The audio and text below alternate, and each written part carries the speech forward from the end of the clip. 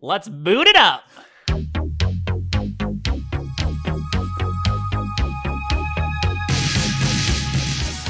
All right, everyone, and welcome back to another episode of Reboot Review. As always, I'm Matt.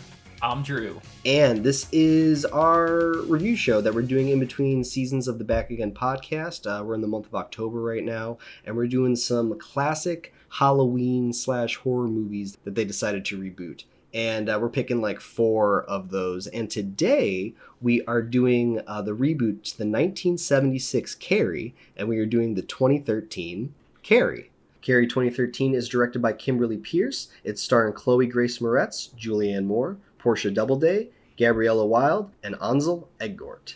This has a budget of $30 million and has a box office of $85 million.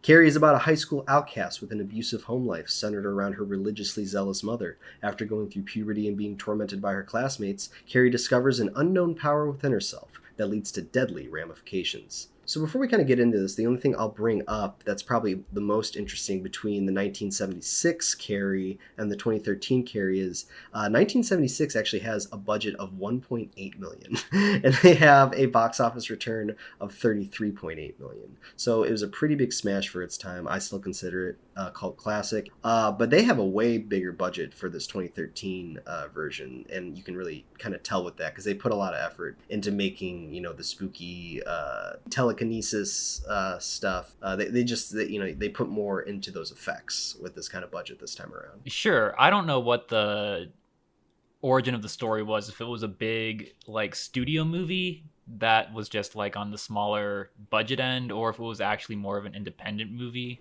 Well, it's horror around this time, so they're going to have that's probably still a big budget for that time maybe, but That's a really big return from 1.8 it's a huge to 33. return. I was thinking of how big it was on the production scale for that time.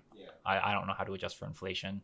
Well, I guess I will kind of transition and start by saying that I think this is the most loyal reboot in a sense. It's the most truest reboot in a sense. I guess that's the thing we should probably address first. This is the only reboot on the list that's done based off of source material, so it's based off a book. And the screenwriter from the first Carrie in 1976, he actually gets credit for the second one, and it's probably because they really just take lines of dialogue, multiple lines of dialogue from the 1976 version, and they just apply it in a different way in the 2013 version. But you could actually probably play, those sound bites next to each other, and they would line up perfectly. Well, yeah, they're probably lines taken straight from the book. Well, it was interesting though, because even with the other 2 reboots we've watched, they maybe have borrowed stuff from the original, but they haven't directly copied it. Exactly, yeah. It's always homages in the other ones, and in this one it's much more just copy paste. But I thought it was interesting because they would take those same lines and they would apply it kind of in a new light or in a new meaning. Can you give an example? Well, I think some obvious scenes are when the teacher is talking to the 2 hot students that are going to take Carrie to prom,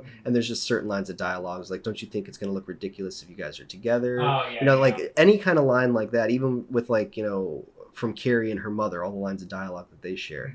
They find a new way to work it in. I think that most of the time it works pretty good. There's obviously other times where it's just you're just borrowing that line. Yeah, there are some subtle tone shifts that cast it into new light, and then there's some that are just straight ripoffs or lifts, at least. Well, it was interesting just seeing that execution with this reboot. It almost felt especially with this writer-director, that they wanted to stay true to the source material, but they just wanted to switch it just a little bit. They wanted to tell it from just a slightly new perspective. So they still hit all those beats, but they do it from, we open the movie differently in this 2013 version on the birth of, Julianne Moore having Carrie as a baby, where really that's just something that she references in the third act of the 1976 version. So we're doing a new way of telling the story, probably that's more updated with a modern audience, but then they're also borrowing lines of dialogue. So I don't know, I thought it was interesting the way they did it, and I thought for the most part it worked. You could tell that they were picking and choosing what they could do and what they felt like they should do, and it was really because, like you said, this is the one that's most identical as far as the reboots we've done go.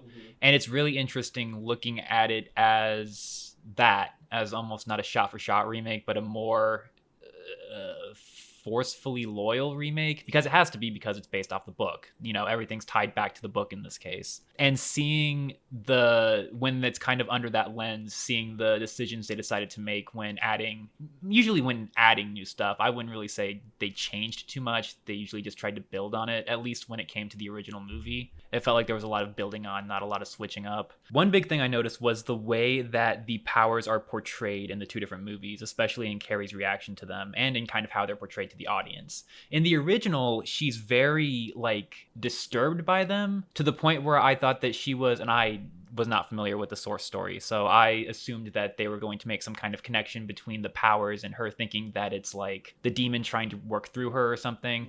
They really played it up like it was a negative force on her life, and reactionary, probably. Exactly, reactionary, and that it was like almost compelling her to do these things. They were playing it up as the villain. Whereas in the remake, she is... Oh, one last thing I want to say about the original and how they play it up as the villain. Every time she does her power, they literally play the sting from Psycho.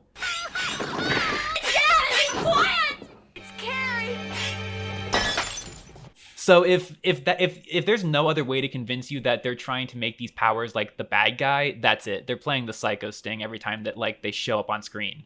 In the remake, they're played, they're not lighter, but they're played up much more as like a saving force, as something that she reacts positively to and is proactive about. She does, I think it's just more for flavor than anything else, but she spends a little bit more time researching in the remake. She's also when she's developing the powers, if you want to call them that, there's also just much more of an expression of wonder on her face, and more surprise. It's not like shock or fear like it is in the original. When she breaks the glass and she's forced to put it back together so her mom doesn't notice in the original. And this one, she breaks the glass and she leaves it for everyone to see. So I feel like that's a really good comparison as well. And interesting enough, I actually disagree with that. So in regards to Carrie in 1976 and how she kind of discovers her power, I don't think she's reactionary. I think as a character, she's just terrified. So we get to see a lot of instances where we see how scared she is of everything. But her reaction to her power is, I think, the one thing that she's not scared of. It's the one thing that it's the one thing that I feel that she understands. And I think they do a slow reveal of that and how confident she is with keeping the secret versus how unconfident she is against her mother or against her classmates, or just even understanding other elements that are happening to her. I agree that it's there, but in the first one, it's much more of a switch. It's much more of, because I can't ignore those fearful reactions she has the first few times. And then it's almost a switch where she finally kind of sees the confidence in it, or sees the potential in it. In the remake, it's a lot more smooth. It's a lot more gradual. But that reaction in 1976, the fear is not coming from her not knowing what is happening with the power. The fear is that it is popping out due to anxiety. The fact that it is becoming uncontrollable to her. I feel like she always knew that she had this power, but because of the way that she's raised and because of the manipulation she has, it's all about hiding it even more, because her mother would think it's the devil or something. But she's done research on this, and I think it's just a pivotal moment when we meet her in the beginning scene where all the girls are tormenting her in the shower, to where it's popping out when she's just at super high anxiety moments. And I just think this story in 1976 is a build up to it's a character study, but then it's also a build up to then the worst possible situation. After you know this character and all the trauma she has to deal with, then when you put her in the worst possible situation, you can almost guess what's going to happen, which is Carrie murder. I like that power. I like her having her pyrokinesis in 2013, because she literally burns the lock shut or fuses it shut. Yeah. I don't know if she had that power in the original Carrie. I thought she just had telekinesis. Well, let's actually go into talking about Carrie a little bit, and that's where we can sprinkle in some of this power stuff. So let's compare Carrie from 1976 to 2013. Right off the bat, I will say that both performances are good. I do think that Carrie from 1976 fits the part a little bit more because she looks like an outcast. She looks almost I just think she's cast well and she's portraying it well. Whereas in 2013, I just feel that Carrie looks a little better. I think her performance is good. I think she is doing something similar to the performance in 1976 in regards to being restricted within her own body and not making a lot of eye contact. I just thought that I felt more uncomfortable and awkward with the 1976 version, whereas in 2013, Chloe Grace Moretz, she looks good. Like, even when she's playing like this outcast high schooler, I could still see like boys in her high school being like, hey, that's a cute girl if we just fix the religious side to her. Yeah. You know what I mean? Whereas in 1976, there's the scene where the gym teacher like moves her hair away and she kind of shows her beautiful face for the first time. And I thought that scene actually worked because for most of the movie, she is hiding her face and she's being very standoffish. And this is the first time where we're actually seeing her full face. So that's a scene that works in the movie, but also works as a character moment. And it also visually gets across the point that it's trying to make. In the 2013 version where she's like, you could put a little lipstick on and put your hair back. I'm like, she already kind of looks okay. She really doesn't need makeup. Yeah. Like, you move her hair back and she just still looks like Chloe Grace Moretz. They both play the part really well, but Sissy Spacek definitely looks the part better. So outside of performances, I guess the next thing would be the Carrie power. So how do you feel about Carrie power just in regards to 1976 to 2013 outside of what we've already said? It's a very weird thing to say, but I really like the kind of Star Wars prequel arc they did, or the Anakin arc they did with Carrie to an extent, where she's promised power or given the promise of power, and she is tempted by it because it gives the promise of stopping pain. But in this one, Carrie's mom does a lot of self-harm. And there's a scene in the 2013 version where Carrie uses her telekinesis to stop that. And that connected with me because I'm very familiar with the Anakin arc, as we'll call it. And, that resonates. This is something that's potentially dangerous, but I can use it to help people. I'm physically stopping harm. So how can it be bad? If I lean into it, how can it really be that bad? And then, we see the logical conclusion of that where she kills everyone. You're talking about the 2013. I'm talking about 2013, okay. Yeah. In 1976, it's a lot of physical abuse where she's just hitting Carrie and dragging her around the house and everything. And then, mental abuse. There's none of that self-inflicting harm, which I think really helps the character kind of along her path to accepting her powers a little bit more so than I think Carrie in 1976 did. Well, let me put it this way. So in 1976, when Carrie is doing her murder thing, she is using very like vanilla type objects to kill everyone. She's using like a hose. And so she's just locking the doors. And then she's starting a fire and she's having the lights come down. All that kind of stuff felt true to the character because she is just reacting of what she's seeing and she's just using the powers to how she knows. Whereas in 2013, she's being very intricate in the way that she's killing these kids, to where you would almost maybe ask, like, how disturbed was this girl before this event? Well, that goes back to what I was saying about the powers being the villain. In the climax of 76, they're controlling her, and she's essentially not in... Yeah, I don't agree with that. I think she's in control in 76, and in 2013, I think she's more out of control because she's killing them in ways that is not how she's acted the whole rest of the movie. In 76, she saves the coach who backed her. In 2000, or she kills the coach who backed her. In 13, she saves her. Consciously. That's a really interesting point because then it's like, how do you take your tea? Because it's like, are you just going to take a Carrie who's just reacting and kills everybody so it's fair, but she's killing them in a practical way? Or do you do a 2013 thing where you're killing these students in very intricate, gruesome, like entertaining ways, but then she's going to save the teacher? I like that because it's very conscious.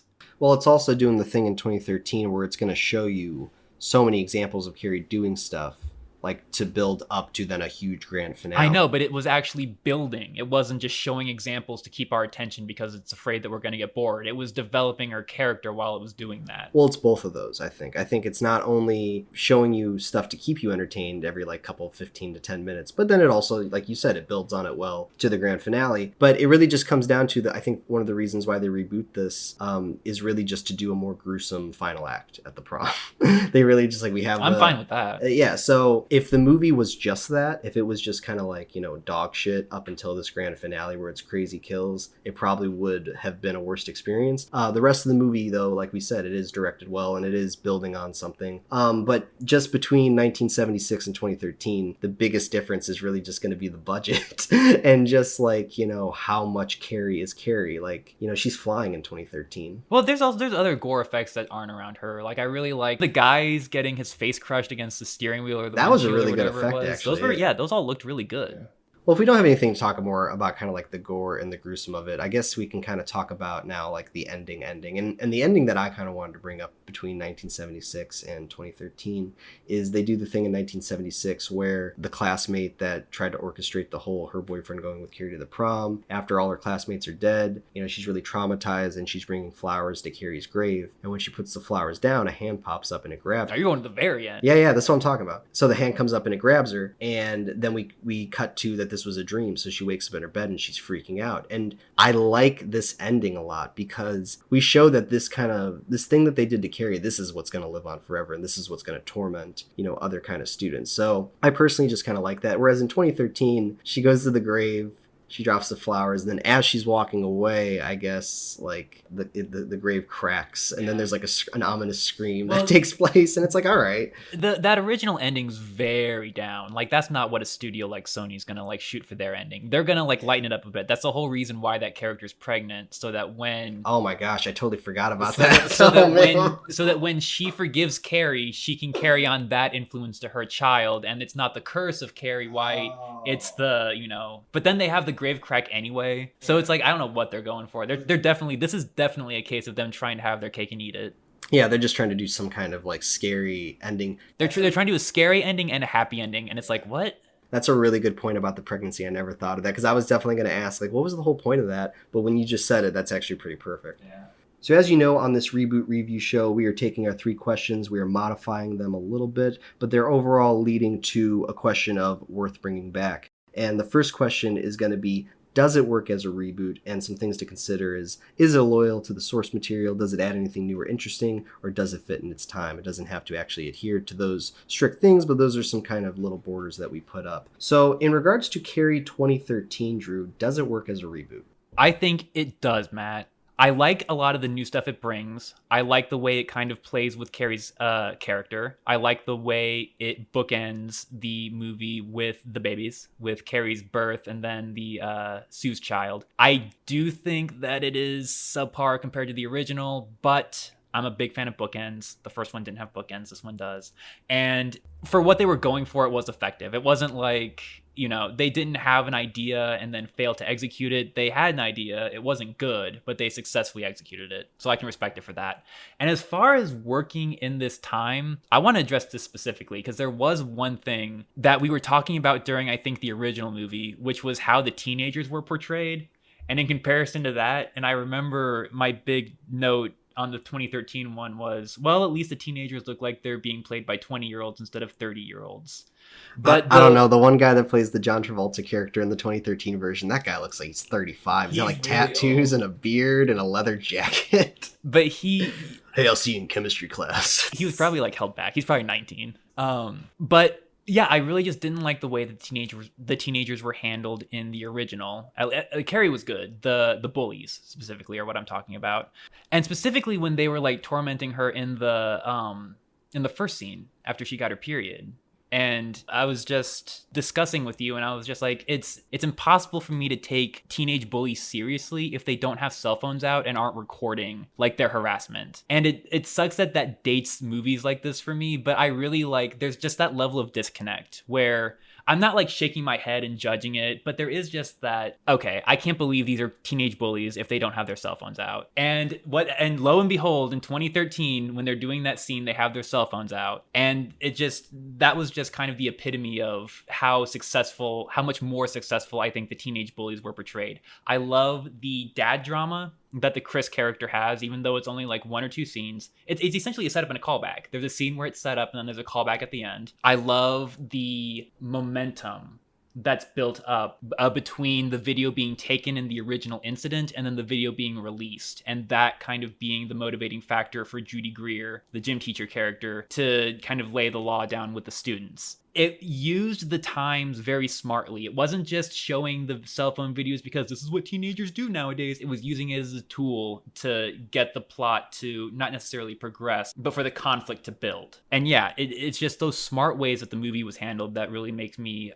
confident supporting, yes, this is a successful reboot. I also agree. I do think it works as a reboot. Some stuff that I don't agree with, though, is the first thing of the kids tormenting Carrie and not having cell phones. I think it's obvious that life existed before cell phones, and we have lots of representation of that during movies. So for me, it's more of the believability of how much they're tormenting her, how they're ridiculing her. And really, I felt like they just kind of copy and pasted. The only thing they added in 2013 was cell phones. That's all you needed. So for me, it was still believable, and I don't think you need the inability to connect with characters just because they don't have Twitter.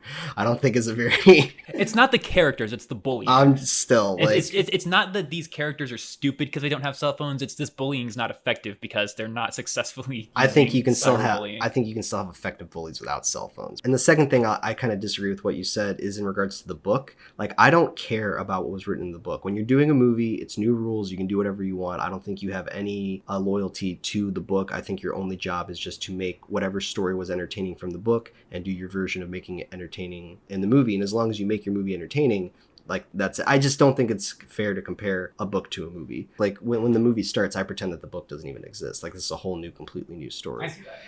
But outside of those two kind of things, I do think it works as a reboot. You know, whatever things are lacking in the movie are just because of like, you know, modern, I guess 2013 at the time, things like, you know, kind of eye-rolling effects and CGI. And, you know, one thing that I don't really like is how much gore there is. You know, Julianne Moore is like cutting into her leg while she's working at the laundry shop. I actually prefer the 1976 mother a little bit because she's just so into the words and like saying it and going to neighbors' houses and trying to convince them. She was much more to me like a West Bureau Baptist church woman that was realistic and scary, whereas in 2013 she's so out of her mind that she's like cutting into her leg, and it's like, we get it, you're crazy, you know, she's even talking spookier. Whereas in 1976 she's a little bit more theatrical. So she's kind of more entertaining just on that front of being like, hello, I'm here to help you about that. They're all gonna laugh at you. They're all gonna laugh at you. But outside of those kind of two minor things, I agree with you. I think it gets a check. It does work as a reboot. So that's going to be 2 checks right off the bat. So the next question is going to be, is it enjoyable / entertaining in its genre? So like we've been saying, this is a Halloween / horror movie, or at least it's in that kind of category. So is it enjoyable / entertaining? Does it do all the things that we like our horror movies to do? I'm going to say yes. I like the gore and the violence, especially when it comes to the self-inflicting harm. I don't think that there's a lot of unnecessary gore or violence. I do like, one of my favorite kills of all time is when the guy gets squished by the bleachers in the climax. The face through the windshield, the face against the windshield, like all of that stuff is really good. And I think it uses violence more intelligently throughout the first 2 acts of the movie than the first one does. And then as far as just enjoyability in general, when it comes to horror movies, it's very interesting because I usually give a lot more favor to the villains. And I don't like, who is the villain in Carrie? Is it Carrie, or is she an anti-hero? I don't think that this is like a like a hero villain kind of thing. Like I said, I think these are like character studies. Okay. Well, I guess we would just do like Julianne Moore and then the Chris character. I like Julianne, like, I think it's a matter of preference, which Mama White you prefer. I like the Julianne Moore one. I remember the first time I saw the 2013 one, I kind of rolled my eyes at Julianne Moore's performance, but seeing it compared to Piper Laurie and just kind of the character of who that is, even though you could argue Piper Laurie's is more probably accurate or more entertaining, there is something about Julianne Moore's that I like. I think it makes her more threatening. It makes her maybe more inconsistent, but at the same time it makes her more threatening, which I like, but I know it's just a taste thing. Yeah, so I just never felt like Julianne Moore really had power over Carrie in 2013, whereas in 1976, I felt more of that manipulation. I felt more of that kind of religious stronghold. And, you know, you never really expect Carrie to use it against her mother in 1976. It's supposed to be more of that kind of final, like, reactionary thing that she feels so bad about and she immediately goes against, which she does, and then the whole house collapses on her. Whereas in 2013, you know, we're showing so much of Carrie's powers from the get-go that I feel, and like she's like lifting her mom in the air, she's like stopping her hand. So she's doing stuff to her earlier on in 2013, so therefore I never really felt like she, you know, Julianne Moore had the stronghold on her, you know? That's still well into like the second act though when she's doing that. Well, even when she's like slapping her face and stuff like that, right? That's earlier on, but she's using it to prevent harm, not to she's control still, her mom. but just showing that she can control her mom is the point I'm kind of talking about. Whereas in 1976, there are moments where, the mother is holding Carrie by the wrists and kind of shaking her and stuff like that. And, Carrie's trying to hide her power more around her mother. So I think both work, but, just as a preference, I like that 1976 version a little bit more. Yeah, I think it is a matter of preference because I do like the implications of... So basically it's going to get a check for you, though. Oh, yeah, for sure. Yeah, I also give it a check. I do think it's enjoyable / entertaining. There's really no jump scares in this movie, which I really actually liked about this a lot.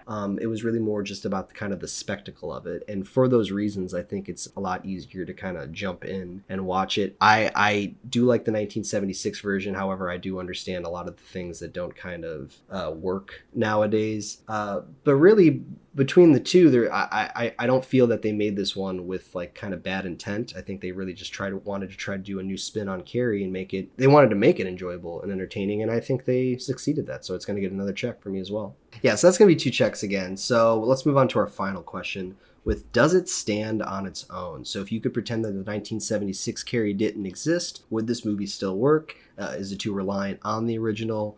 It's kind of a weird question for this one because they are exactly taking lines of dialogue from the first one and reapplying it into this reboot. But we'll still pretend like this is their original dialogue. So does it stand on its own?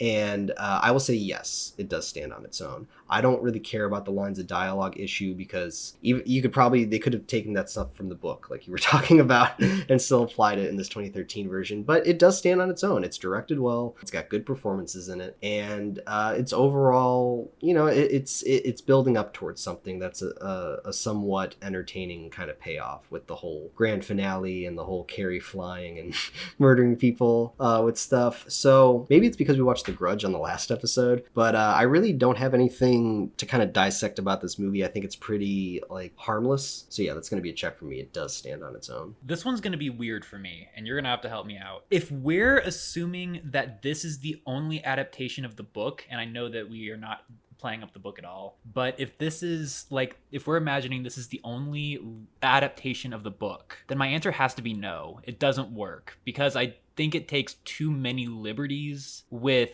how events play out, especially in regards to the modernization of the teenage characters. But you're making a rule that any movie that's being adapted from a book has certain rules, right? And I do think that this is an interesting conversation, but keep in mind, we are talking strictly about an original movie that comes out and then a reboot of that movie. I know, but are we holding it to the standards that we would an adaptation? Are we still seeing this as an adaptation? I do not have rules about book adaptations to movies. And frankly, I think that if you want to know my personal preference, aside from this, I don't think that any movie has I think only a movie's job is to be enjoyable or entertaining or just to be good. I don't think it doesn't owe the book anything. The book is really just a launching off point, or if anything, the book is somebody saying a concept and characters, a really in-depth story, and then someone else saying, I like that, I'm going to do my version of that now. Okay, so then this is going to get a check from me with an asterisk. I think it takes, which I think is the first time we've done that on this podcast. Maybe that's what it is? Maybe it's just half a check. No, we do X's with asterisks, so we'll do a check with an asterisk. How about a faded check? Whatever you want to do, whatever effect you want to throw up there.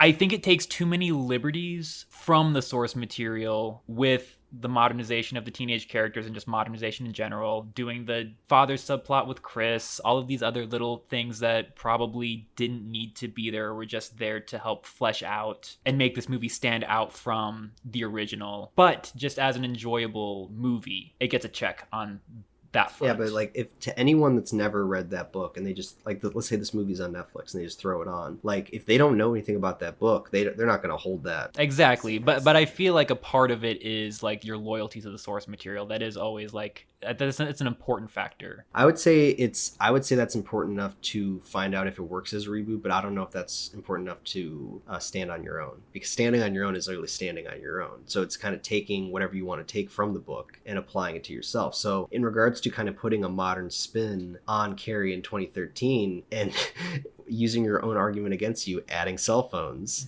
it does that, and then it stands on its own for that very reason, right? Yeah, that's why it's getting a check. But I still think I have to qualify it with an asterisk because it is. I think loyalty to the source material is important. It is still an adaptation, and it's gonna get a little, just that little addition because of that. Well, I will say it is interesting, but if you're doing that math at home, that's going to be 5 check marks and 1 faded asterisk check mark. But either way, it's going to get 1 giant check mark for worth bringing back. And yeah, it's actually nice kind of watching this one after watching The Grudge, because The Grudge wasn't offensive as it was just kind of boring and By the books. By the books, whereas this one is still by the books, but there's a little bit more effort being put into it and thought kind of being put into it in regards to its characters and its plot and just its execution of the Carrie murder. So that's going to be a wrap on this episode of Reboot Review. As always, make sure you like, subscribe, that you comment below. Make sure you check out our other 2 episodes so far of Reboot Review Halloween Horror Edition, and make sure you check out season 1 of the Back Again podcast where we did Disney animated sequels. We have 1 more episode of our Reboot Review to do in this month of October, and then we are going to be jumping forward into season 2 of the Back Again podcast. So lots of reviews coming up and lots of bad, or hopefully not bad, movies for us to watch. But outside of that, you got anything else to add, Drew? They're all gonna laugh at you. All right, everyone. Thanks for listening. We'll see you next time.